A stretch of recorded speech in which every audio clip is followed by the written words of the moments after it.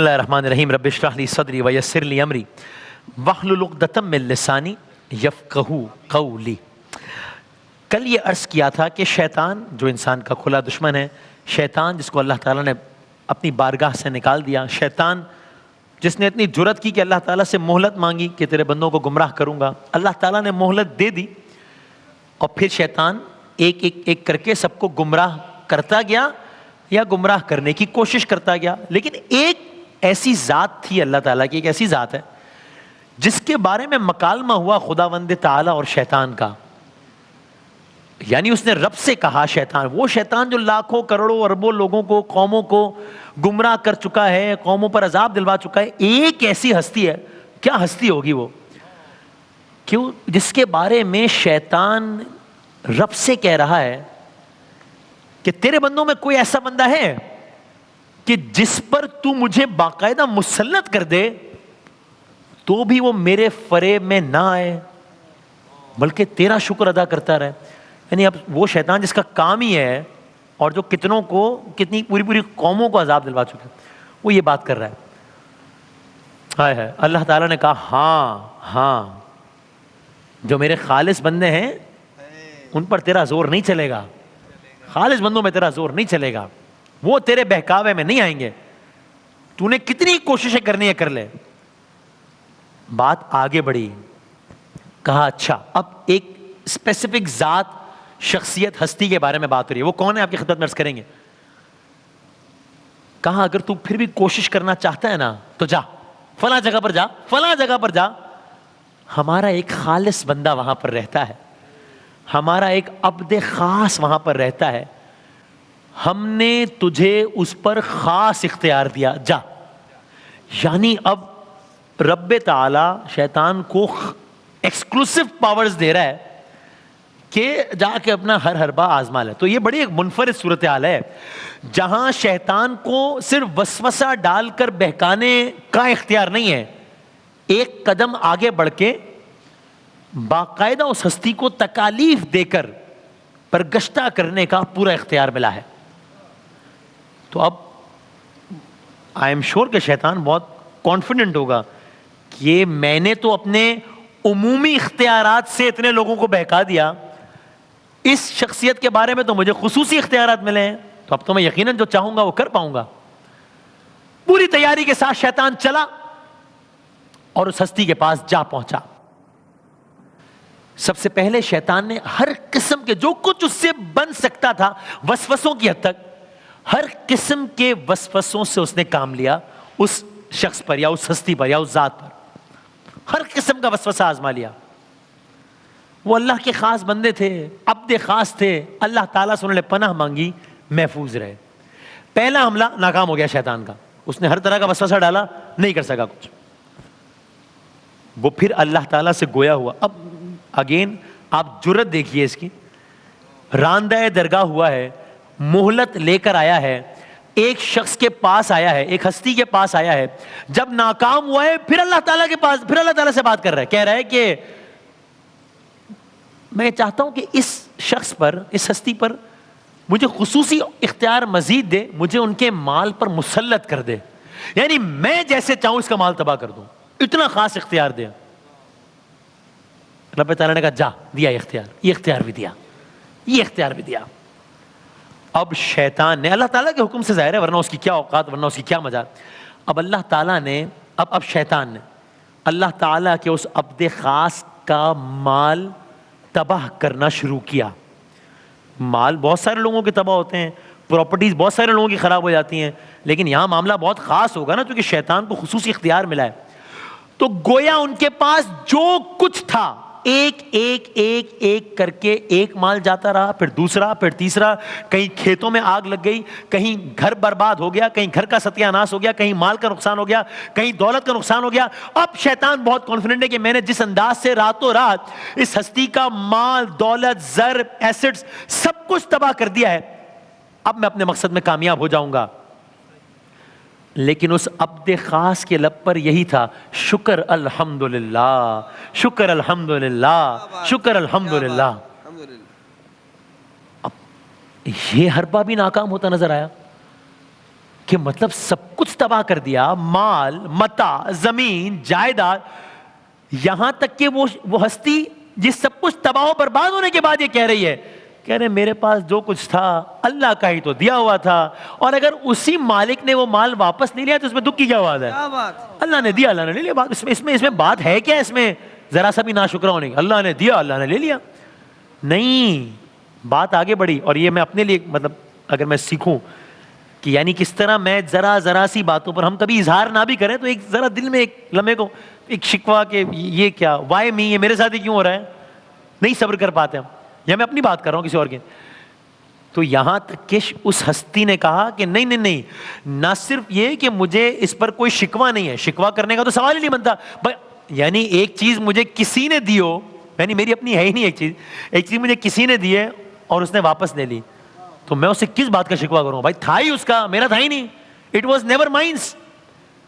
تو انہوں نے کہا یہ تو ہے ہی نہیں کہ میں شکوہ کروں. ہاں، اس پر میں اس اللہ کا شکر ضرور ادا کرتا ہوں. شکوہ تو نہیں کروں گا، شکر ادا کروں گا کہ اتنے سالوں تک اس نے وہ چیز مجھے دی. تو وہ نہ صرف کہ شکوہ نہیں کر رہے تھے بلکہ شکر کر رہے تھے کہ بارے اللہ تو نے اتنے سالوں تک یہ چیز میرے اختیار میں رہی. اللہ اکبر. شیطان کا دوسرا حربہ ناکام کہ وہ دیکھ رہا ہے یہ کون انسان ہے، مال، متاع، دولت، جائیداد سب کچھ لٹ گیا ہے، شکوہ نہیں کر رہا، اللہ تعالیٰ کا شکر ادا کر رہا ہے. اب شیطان نے ایک اور بات سوچی. اس نے اپنے طور پر یہ خیال کیا کہ ٹھیک ہے، ہوتے ہیں ایسے لوگ بھی جن کے لیے مال کی اہمیت نہیں ہوتی، چلو ٹھیک ہے، ہوتے ہوں گے کچھ لوگ، یہ ان میں سے ایک ہے. بھائی مال اور دولت کی پرواہ تو لوگوں کو نہیں ہوتی ہے، لیکن اولاد یہ تو فطری تقاضا ہے. اولاد بھائی مطلب یہ تو وہ ہے کہ انسان چاہے بھی تو اولاد سے کیسے محبت نہیں کر سکتا ہے. اولاد کا غم تو مطلب مارے ڈالتا ہے. کوئی دنیا دار آدمی ہو، کوئی دیندار آدمی ہو، کوئی اللہ کا ولی ہو، اللہ کا نبی، ظاہر ہے اولاد کی محبت تو سب کے دل میں ہوتی ہے. اب اس نے سوچا کہ وہ ہستی جس کو میں مال کی محبت کی وجہ سے اللہ تعالیٰ کے راستے سے نہیں ہٹا سکا ہوں، اللہ کا ناشکرہ نہیں بنا سکا ہوں، ہاں جب یہ ہستی اپنی اولاد سے محروم ہوگی نا، پھر یہ اولاد کی جدائی برداشت نہیں کر پائے گی.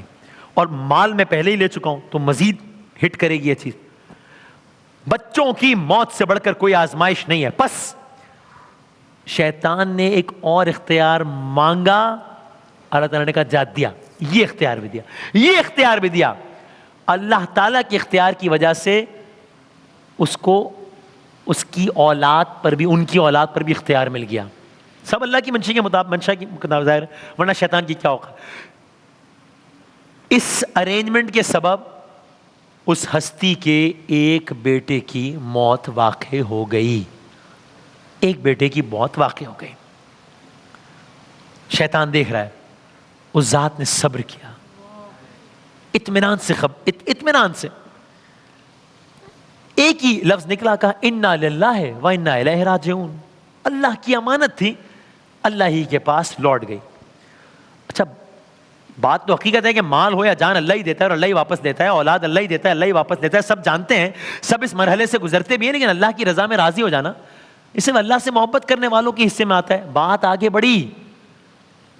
پہلی اولاد کے بعد دوسری اولاد سے بھی محروم ہوئے. بات آگے بڑھی. دوسری اولاد کے بعد تیسری اولاد سے محروم ہوئے. بات آگے بڑھی. بیماریاں شروع ہو گئی، یس اسباب بننا شروع ہو گئے. کوئی بیٹا بیماری سے چلا گیا، کوئی بیٹا حادثے سے چلا گیا، کوئی کسی اور آفت کا شکار ہو گیا. کچھ جگہوں پر ملتا ہے ایک ایک ایک ایک کرتے کرتے کرتے کرتے اولاد سے محروم ہوتے چلے گئے. کچھ جگہوں پر ملتا ہے 26 اولادوں سے محروم ہو گئے. 26 بیٹے یکے بعد دیگر جدا ہوتے چلے گئے. یہ اللہ کا ولی ہے. ہر بیٹے کی نماز جنازہ ادا کرتا ہے، آسمان کی طرف دیکھتا ہے، اللہ تعالیٰ سے مخاطب ہوتا ہے، کہتا ہے بار الہ تیری رضا میں راضی ہوں، تیری رضا میں راضی ہوں، تیری رضا میں راضی ہوں. اللہ اکبر. صبر کر. یہ کون ہستی ہے بھائی؟ یہ کون ہے؟ آگے بڑھتے ہیں. کہتے ہیں کہ کوئی کسی کے ساتھ مرتا نہیں ہے نا، ہم عام طور پہ کہتے ہیں اچھا ویسے تو حقیقت بھی ہمارے قریب ترین رشتے دار دنیا سے چلے جاتے ہیں, ہم اس لمحے بہت صدمے سے دو چار ہوتے ہیں, سوچتے ہیں کہ ان کے بغیر ہم کیسے زندگی گزاریں گے. اللہ تعالیٰ کا بہرحال نظام ہے, وقت کا مرہم ہے, ہر دکھ کو کچھ نہ کچھ مداوا کر دیتا ہے. اسی طریقے سے اپنے ہاتھوں سے انسان نے دولت کمائی ہوتی ہے, اس کے حصول کے لیے سالوں لگا رہتا ہے, اس مال سے محبت ہو جاتی ہے, لیکن جب چھن جاتی ہے تو دولت کا بھی کچھ نہ کچھ مداوا ہو جاتا ہے وقت کے ساتھ ساتھ. تو بس اب شیطان نے جب دیکھا کہ یہ حربہ بھی ناکام ہو گیا ہے, اب اس حربے کے کو بھی کچھ کامیابی کے آثار نظر نہیں آ رہے, اب شیطان نے اللہ تعالیٰ سے مکالمہ کیا اور مال, دولت اور اولاد کی محبت کے ذریعے جب اس کو آزمائش میں ڈالا اور وہ اس طرح کی آزمائش میں پورے اترے, ان کے ماتھے پر بل تک نہیں آیا. اب شیطان کے پاس کوئی حربہ باقی نہیں رہا تھا سوائے یہ, اب کیا حربہ رہ گیا, مطلب سب کچھ تو لے لیا, اب کیا رہ گیا, اب تو وہ ہستی باقی رہ گئی. وسوسے ڈال دیے ناکام, مال و دولت لوٹ لیا ناکام, ختم کر دیا ناکام, اولاد سب لے لی ناکام, اب تو وہ ہستی رہ گئی تھی نا. شیطان کو لگا کہ اب اس کے پاس کوئی حربہ نہیں ہے کہ سوائے اس کے کہ ان کی اپنی جان کے درپے ہو جائے, جان کے درپے ہو جائے. دیکھیے کسی فرد کو مار دینا وہ اتنا اذیت ناک نہیں ہوتا, بلکہ جب انسان ایسے کرائسس سے گزرتا ہے تو ہم نے دیکھے ہیں لوگ جو کہتے ہیں کہ بس اب معاملہ ختم ہو جائے زندگی کا, اولاد چلی گئی اب کیا کر, ختم. مار دینا اتنا اذیت ناک نہیں ہوتا جتنا اذیتیں دے دے دے دے کر آہستہ آہستہ آہستہ موت کے قریب کرتے جانا. اور پھر یہ معاملہ کہ جہاں اللہ تعالیٰ نے شیطان کو اپنی مرضی سے اختیار دیا ہے تو اب وہ جو تکلیف دے گا وہ کس سطح کی ہوگی. قصہ مختصر یہ کہ اب شیطان کو ان کے جسم کو اذیتوں میں مبتلا کرنے کا اختیار مل گیا, جسم مبارک کو اذیتوں میں مبتلا کرنے کا اختیار مل گیا. یہ کون ہستی ہے؟ یہ اللہ کی کون سی ایسی ہستی ہے جو اس قدر صبر کر رہی ہے, جس کا مال, دولت, سب اسباب, اولاد سب چلا گیا, لیکن یہ صرف اور صرف صبر کر رہے ہیں, صرف اور صرف صبر کر رہے ہیں. اور اب شیطان کو ایک خصوصی اختیار مل گیا ہے ان کی جان کے درپے ہونے کا. تو یہ ہستی کون ہے, اور کیا شیطان کو جب یہ اختیار ملا ہے تو کیا یہ اختیار بھی وہ استعمال کرے گا, اور اس کا نتیجہ کیا ہوگا؟ یہ کون ہستی ہے جو صبر پہ صبر کیے جا رہی ہے؟ کل عرض کریں گے انشاءاللہ.